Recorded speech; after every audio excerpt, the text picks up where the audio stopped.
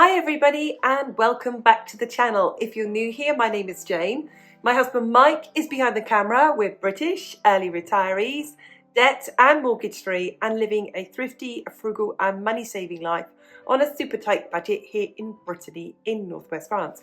And every Sunday on our channel we share some aspect of our private lives with all of you. Let's take a look at what we're going to share with you this week.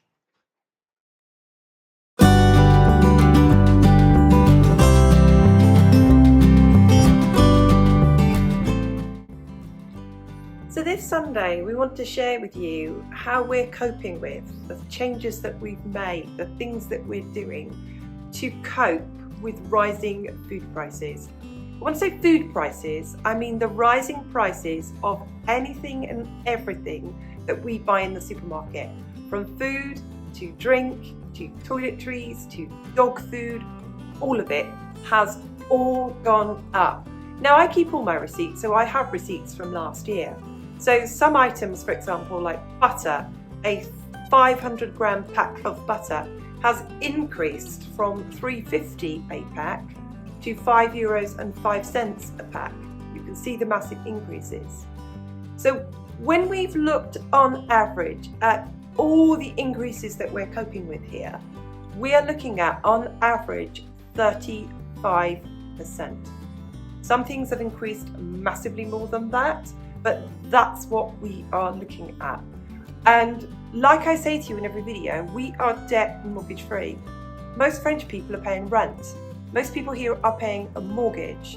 They've got children, and I have not a clue how the general population of this country are managing, because we've got an income, we've got a pension, and we are still struggling and we're still having to make changes. So I did want to put that out there that, you know, Mike and I are probably the lucky ones. We are the lucky ones. So without further ado, I'm going to share with you some of the things that we've had to do, some of the changes that we've had to make to be able to cope with these increasing prices. And they continue to go up, don't they? So let's take a look.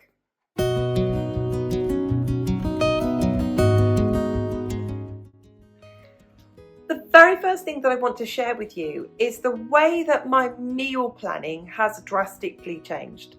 We're meat eaters, we eat meat, we eat fish, and once upon a time I would think to myself, I'm going to make something with chicken, I'm going to make something with beef, with pork, and so on. I no longer plan meals like that. I've really scaled back my planning. So my meals, and I've written them down here, of things that I start with. I think of in a week of a rice-based meal. I think of a potato-based meal. I think of a pasta-based meal. And every single week I think of a soup-based meal. So that's my starting point. So whereas I would love to be one of those people who say, oh, well, I eat low carb, that's not happening.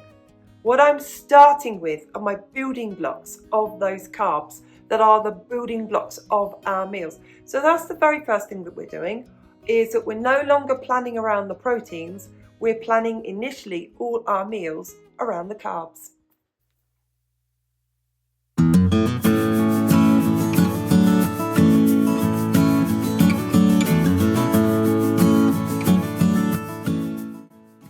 My meal planning has really changed. Once upon a time I could go to about 4 supermarkets within a 5 minutes drive of each other, and I could cherry pick the best deals from all of them. What I'm seeing now in my supermarkets, if beef is on offer in one supermarket on a Thursday morning, by late Thursday morning that meat on offer has gone. So it really isn't the case that I could go to all 4 of those supermarkets and say, well, they've all got deals on this week. They haven't. They've only got those deals on a certain day. And I am not going to use my car to go into town 4 times to get the meals differently. So I am not, and I know people will say the deals are out there, but they are sporadic and they are not all on the same day. Here's an example. One supermarket has a deal on a Wednesday, one on a Tuesday, one on a Thursday. And like I said, if you are not in the right place at the right time, it's gone. So whereas before I could go and shop the deals, bring my food home and then create a meal plan, that's not the case. It's not, like I said, it's not worth my while going backwards and forwards 4 times. So I've totally changed that now. I now completely plan initially from my store cupboard, my shelf staples, and from there. And as I said, first of all, from my carbohydrates, and think, what am I going to make with this and what is going to go with that? So that's really, really different. Whereas before, I would go to the supermarket, bring my deals home, and then create my menu plan. No longer.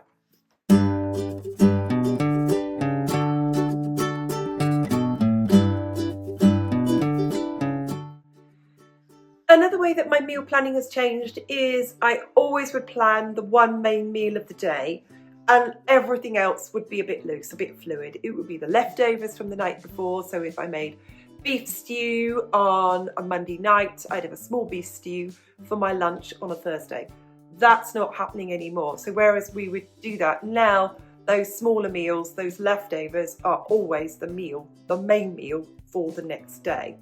So now we're being far more rigid with our planning of our other meals. I eat porridge for breakfast, Mike eats some toast, but I literally know how many slices of bread are in Mike's packets of toasting bread. I literally know weight in the box of how many portions I'm going to get out of my porridge in the morning. And I can really, really tighten up my meal planning because of that. I know how many portions I can get out of a jar of marmalade for Mike's breakfast. I know how many cups of coffee I can get out of a bag of coffee, and so on. So whereas before, like I said, I was being quite loose with my planning and I would plan the main meal, I'm not doing that anymore. I'm planning the 3 meals. I'm costing the milk for our hot drinks. I'm costing absolutely everything now, whereas before it was a bit more flexible. That flexibility has gone now, and I'm really tightening up my planning for 3 meals a day, not 1.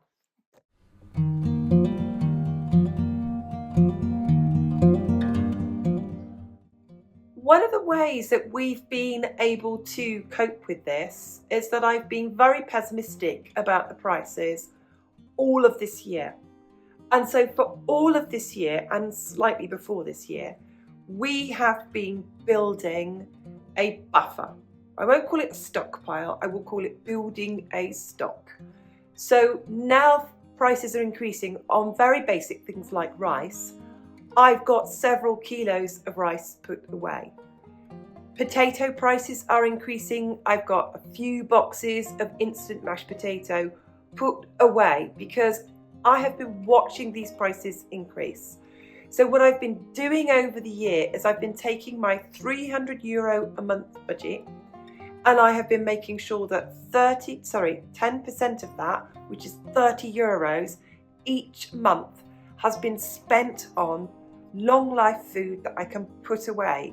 So I've got tinned meat, I've got tinned fish, I've got those things in the cupboard that can buffer the prices a bit, because prices seem to still be going up and down. One week something's down in price. So at the moment, beef is down in price. Another week, chicken will go up in price.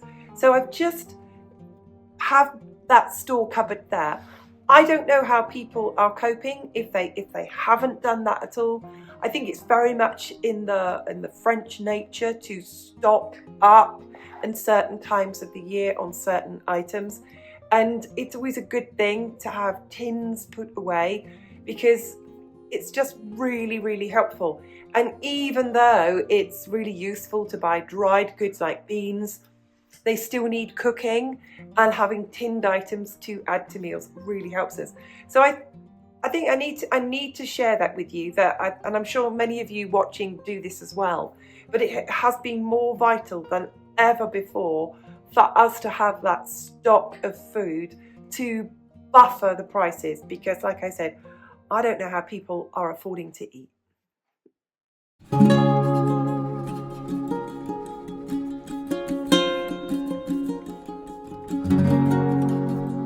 Something else I'd like to share with you that we've really been conscious of doing this year is a lot more home preserving and a lot more home pickling. People can be incredibly kind and very generous, and if they have too much of something, they'll often offer it. And I've said, oh, that would be nice, thank you, I'd love some. So it's been a fantastic year for apples, and I have a friend with several apple trees in her garden has offered me apples. So I've really maximised on the opportunity, and I've made loads of jars of apple sauce to put away and loads of jars of apple pie filling. Someone else gave me all their blackcurrants. They had bushes and bushes of blackcurrants. So I made blackcurrant jam and blackcurrant jelly. I went out and picked blackberries from the hedgerows and I made blackberry jelly. I've also made loads and loads of chutney this year, so loads of caramelised onion chutneys. As soon as onions were on offer in the supermarket, I made jars of caramelised onion chutney. I made jar after jar of spicy apple chutney. Also, it's been a very good year for beetroot. Somebody gave me a whole box of beetroot that they weren't going to eat, and I cooked those beetroot and pickled them. So I've been really conscious of those things that I can bolster my long-term food supply with, and it's just nice to have some applesauce or to be able to just make an apple pie because prices are high. So like I said, I've been really conscious. If anyone said, you know, I have a surplus of, would you like it? And I've said yes, and I've got it preserved and I've got it put away.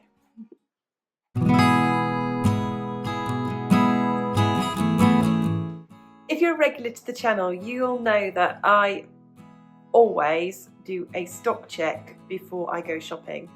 And in doing that stock check, I rotate any food that I've got and I make sure that we use up everything.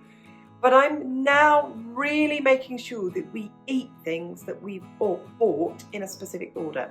So we eat the salad first, we eat the fresh food next, and then we eat anything frozen and then anything long term. And we're doing this at the moment because we cannot afford to waste anything. We really can't. I mean, down to the point that we don't often peel potatoes. We just wash them and cook them because it's just wasting money to peel off that tenth of a potato when you peel it. So we're being so much more careful than we've ever been. We really have been. Like I said, we don't waste food, but we're being so conscious not to waste any. An example, you know, I've not been very well, and it was just at that moment when somebody bought me this big box of vegetables from their garden. I knew I wasn't going to eat them, so I just stood there for a while. I peeled and chopped and put away the parsnips and the Swedes with rutabaga that I had been brought, chopped them up, bagged them and got them in the freezer. Just the same with any vegetables that I have now.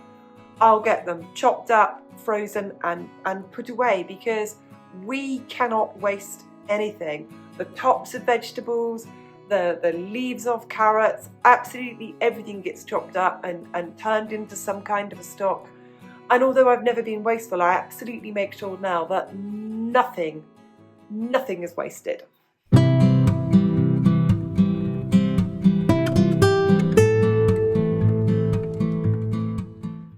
Something else that's different for us is we've always in the past had meatless Mondays. We now have meatless most days.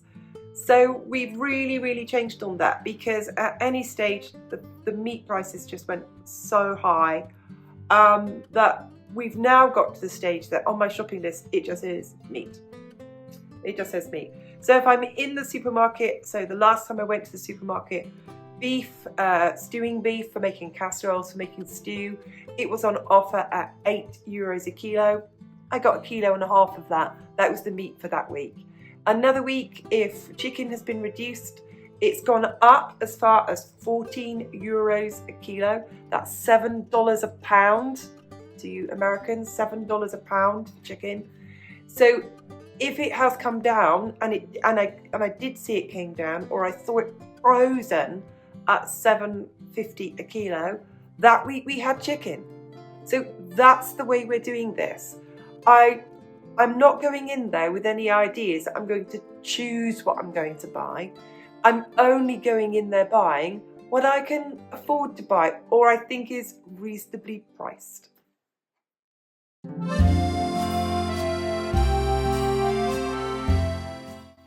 As we're thrifty people by nature, a lot of the changes that we've had to make have been things that we've done at some stage in our lives. But now all of our thrifty skills are engaged all of the time. So it's like this thrifty machine, everything's oiled, everything's finely tuned, and everything is really being watched. So whereas in the past I've always batch cooked, now I only batch cook. So if I'm going to cook something, if I'm going to have my main oven on, I've really thought about it and I've really planned it. So if I'm going to make steak and kidney pie, I'm going to make 4. I'm going to make 4 because, like I said, beef was a steal. Beef was an absolute very low price. So I've made steak kidney pie and I've made 4 because I filled up the oven and they're popped away in the freezer. So they're there and they're cooked. But now, whereas I used to do batch cooking at the weekend, ready for the week ahead, now I only batch cook. I would never just make one item in the oven, just not at all, with the cost of electricity. So there's a different thing. So it's not I sometimes batch cook, now I only batch cook.